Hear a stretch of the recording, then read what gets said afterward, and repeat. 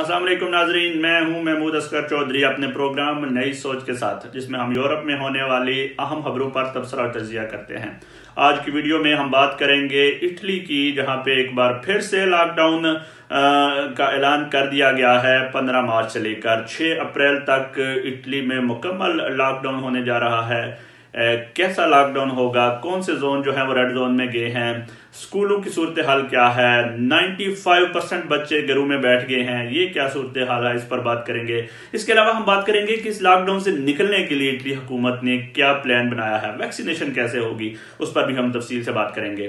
दूसरी खबर हम शामिल करेंगे फ्रांस से, जहां के शहर पेरिस के नवाही इलाके में एक पाकिस्तानी लड़की को कत्ल कर दिया गया था। पिछले दिनों ये खबर चली थी कि उसके 2 हमजमात जो क्लास फेलोज हैं, उनकी शरारत की वजह से ऐसा हुआ है, लेकिन नहीं, शवाहिद सामने आए हैं कि ये बाकायदा सोचा समझा कत्ल था जो 2 फ्रांसीसी बच्चों ने एक पाकिस्तानी लड़की का किया है।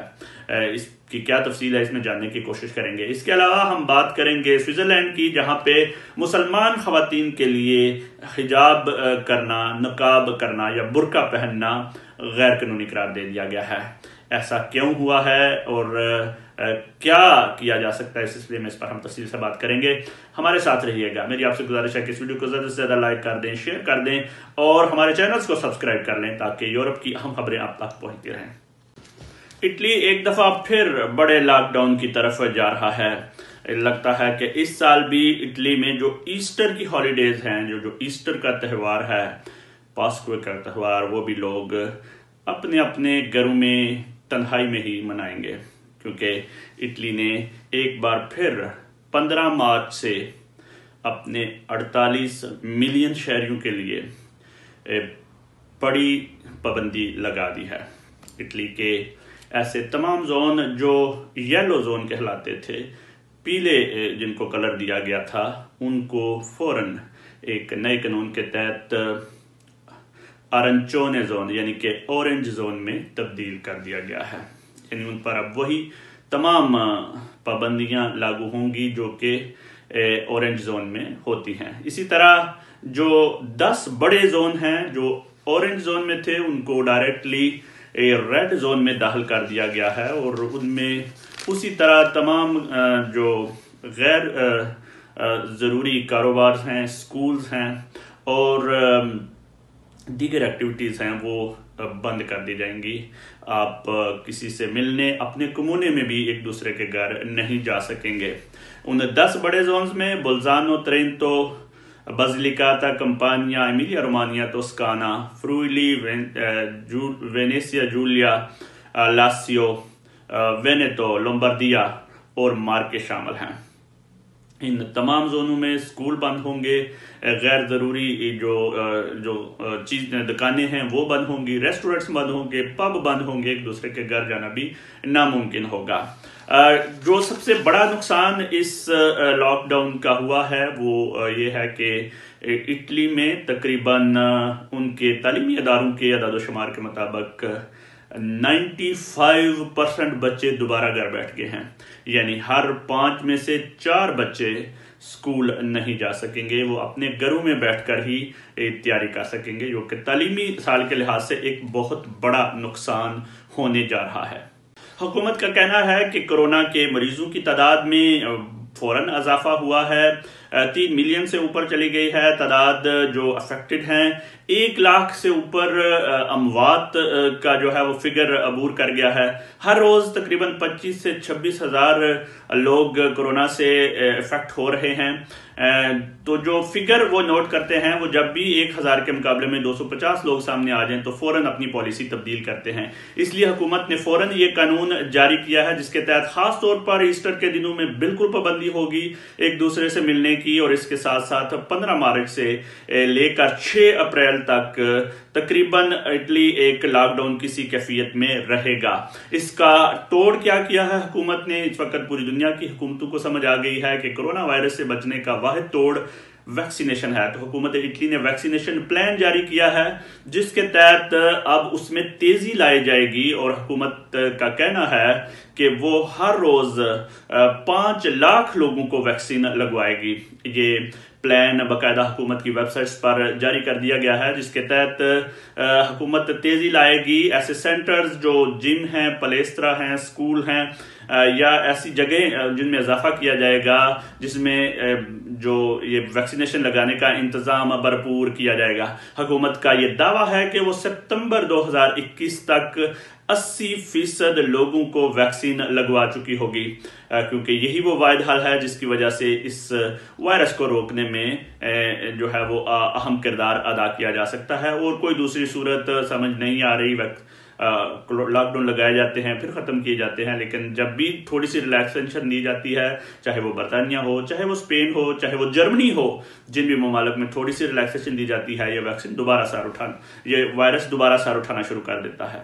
فرانس میں جو پچھلے دنوں لڑکی پاکستانی قتل ہوئی، علیشا، جس کی عمر صرف 14 سال کے قریب ہے، شروع میں یہی کہا گیا کہ وہ بچی 2 اپنے ہم کلاس ہم جماعت بچوں کی شرارت کی وجہ سے ڈوب کر ہلاک ہوئی، لیکن اب یہ ثابت ہو گیا ہے کہ وہ شرارت نہیں تھی بلکہ باقاعدہ ایک قتل تھا۔ عدالت قانون نافذ کرنے والے اداروں کو بیان دیتے ہوئے 2 فرانسیسی بچوں جن کی عمریں بھی 15 سال اور 14 سال ہے، انہوں نے اس بات کو قبول کیا ہے کہ انہوں نے اس بچی علیشا کو بلایا تھا فرانس پیرس کے 14 میل کے فاصلے پر ایک دریا ہے اس کے قریب، اور وہاں پہ ان کی ڈسکشن ہوئی۔ بچے نے لڑکی کو زد و کوب کیا، اور ابھی بچی زندہ ہی تھی کہ ان دونوں نے اس لڑکے کی گرل فرینڈ نے اور اس نے مل کر اس بچی کو دریا میں پھینک دیا، اور وہ ڈوب کر ہلاک ہو گئی۔ عدالت چونکہ اس بیان کے بعد اب ان پر مقدمہ قائم ہوگا، قتل کا مقدمہ قائم ہوگا، اور اس سلسلے میں انہیں 20 سال قید کی سزا ہو سکتی ہے۔ لیکن دوسری جانب پورا فرانس اس سلسلے میں شوق کی کیفیت میں ہے کہ چھوٹے بچوں کے اندر اتنا زیادہ وائلنس کا رجحان آ جانا کس چیز کی غمازی کر رہا ہے۔ سوشل میڈیا کا بہت بڑا افیکٹ ہے۔ ان تینوں بچوں کا پہلے بھی جھگڑا ہوتا رہا ہے کلاس میں، اور سنیپ چیٹ پر اس بچی علیشا کی انہوں نے سنیپ چیٹ کو ہیک کیا اور اس کی تصویریں بھی وائرل کرتے رہے۔ تو یہ جو بلنگ کا سلسلہ ہے یہ سوشل میڈیا اور کلاس کی لڑائی سے شروع ہوتا ہوا قتل تک پہنچا۔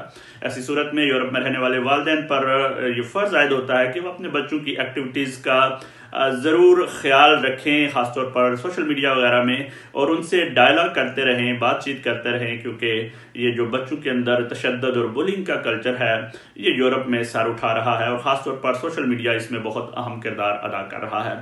بہرحال پاکستانی کمیونٹی اور جو ہمارا سفارت خانہ ہے ان کے گھر پہنچ کر ان کی تعزیت کر چکے ہیں، اور وہاں پہ بھی بچوں نے اس قتل کے خلاف واک کیا تھا اور اس پر گہرے افسوس کا اظہار کیا تھا۔ سوئٹزرلینڈ میں عوام کے ریفرنڈم کے بعد مسلمان خواتین کے لیے برقع پہننا یا چہرے کا نقاب کرنا غیر قانونی قرار دے دیا گیا ہے۔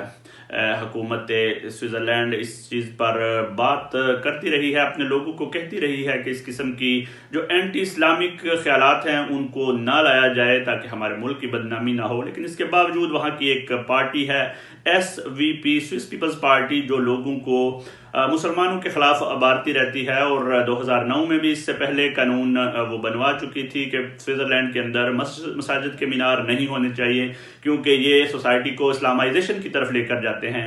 اب دوبارہ جب یہ نقاب کا بحث شروع ہوئی تھی تو حکومت نے زور ڈالا تھا کہ مسلمانوں کے خلاف اس قسم کی قانون بنوانے کی سلسلے میں سوئس حکومت جو ہے اس پر الزام آ سکتا ہے کہ وہ اسلامو فوبک حکومت ہے، لیکن اس کے باوجود عوام نے بات نہیں مانی۔ آپ کو پتہ ہونا چاہیے کہ سوئٹزرلینڈ میں قانون اسی طرح بنتے ہیں، عوام جو ہے وہ ریفرنڈم کرتی ہے، عوام کو یہ حق دیا جاتا ہے کہ وہ کوئی بھی قانون پاس کروا سکتے ہیں، ریفرنڈم کروا کے پارلیمنٹ کو بھیجتے ہیں اور قانون بن جاتا ہے۔ تو یہ عوامی ریفرنڈم تھا۔ SVP نے کوشش کی چالاکی کرنے کی، انہوں نے کہا کہ نہیں، یہ مسلمانوں کے خلاف نہیں ہے، ہم ویسے جو لوگ مظاہرے مظاہرے کرتے ہیں اور چہرے پر نقاب باندھ لیتے ہیں اور ان کا پتہ نہیں چلتا کہ وہ کون ہیں، یہ سب کے خلاف قانون ہے۔ لیکن حقیقت حال یہ ہے کہ سوئٹزرلینڈ کی گلیوں پر، بس سٹاپس پر، ٹرینوں پر، ہر جگہ پہ جب بھی اس قسم کے پوسٹر لگوائے گئے تو اس میں مسلمان خواتین کی تصاویر لگائی گئی تھی، اور یہی ایک زہر اگلنے کی کوشش کی گئی تھی کہ مسلمان خواتین جو ہیں وہ نقاب پہنتی ہیں، حالانکہ سوئٹزرلینڈ کی 5% آبادی مسلمان ہے اور مسلمانوں میں شاید کوئی بھی خاتون برقع نہیں پہنتی، اور صرف 30 خواتین ایسی ہیں جو پورے سوئٹزرلینڈ میں چہرے کا نقاب کرتی ہیں۔ تو ظاہر ہے نظر آ رہا تھا کہ جب یہ ان کے خلاف نہیں ہے تو کمپین ان کے خلاف کیوں ہو رہی ہے۔ اس سلسلے میں وہاں کی مسلمان تنظیمات کا کہنا ہے کہ یہ مسلمانوں کے لیے ایک ڈارک ڈے ہے، ایک بلیک ڈے ہے، کیونکہ ان کو خلاف اتنی نفرت پھیلائی گئی۔ حالانکہ اس دفعہ اس پارٹی کو اتنی بڑی کامیابی نہیں ملی ہے، صرف 51% لوگوں نے نقاب کے خلاف ووٹ ڈالا ہے، اور 48% لوگوں نے 48.48 لوگوں نے کہا تھا کہ اس کی ضرورت نہیں ہے اس قانون کی۔ ابھی پچھلے ہفتے ہی دنیا نے 8 مارچ کا دن منایا ہے، جس میں خواتین کے حوالے سے ان کی آزادی اور ان کے حقوق کی بات کی گئی ہے۔ ایسی صورت میں سوئٹزرلینڈ میں مسلمان خواتین کے خلاف یہ قانون بننا ایک سوالیہ نشان ہے تمام یورپین شہریوں کے لیے اور دنیا بھر کے لیے، کہ ایک جانب ہم خواتین کو یہ حق دے رہے ہیں کہ کوئی نظریہ ان کو قائل نہ کرے، کوئی سیاسی پارٹی ان کو قائل نہ کرے، ان کی اپنی مرضی ہونی چاہیے کہ وہ کس قسم کی لباس پہنیں، کس قسم کی جابز کریں۔ تو دوسری جانب ایک اپنے آپ کو پروگریسو سوسائٹی کہنے والے ممالک، یورپین کلچر کہنے والے ممالک خواتین سے ان کی یہ آزادی چھین رہے ہیں کہ وہ نقاب پہنے یا نہ پہنے۔ اس پر غور کیے جانے کی ضرورت ہے کہ کیا جو انتہا پسندی ہے وہ صرف ایک جانب سے ہوتی ہے یا دوسری جانب سے بھی ہوتی ہے۔ تو ہماری یہ ذاتی خیال ہے کہ خواتین کو دنیا بھر میں ان کا یہ حق ملنا چاہیے کہ وہ کون سا لباس پہننا چاہتی ہیں یا کون سا لباس نہیں پہننا چاہتی۔ بہرحال اس دوسری جانب مسلمانوں کے لیے یہ سوچنے کی بات بھی ہے کہ اس سے پہلے بھی فرانس، آسٹریلیا، ہالینڈ اور دیگر ممالک میں اس قسم کی پابندیاں لگ چکی ہیں جو کہ ان کے حقوق کے خلاف جاتی ہیں۔ سری لنکا میں بھی کل سے حکومت نے قانون تیار کر لیا ہے کہ مسلمان خواتین نقاب نہیں پہن سکیں گی۔ اس سلسلے میں پالیسی بنانے کی ضرورت ہے۔ مسلمان تنظیمات کو یہ سوچنا چاہیے کہ وہ کس قسم سے اپنی جو سیاسی جدوجہد ہے اس کو آگے لے کر چل سکیں، اور کون سے ایسے چینلز ہیں، کون سی ایسی فورم ہیں جہاں پہ وہ جا کر اس سلسلے میں اپنی آواز اٹھا سکتے ہیں۔ اپنا بہت خیال رکھیے گا، دعاؤں میں یاد رکھیے گا۔ آئندہ پھر کسی ویڈیو میں، اللہ حافظ۔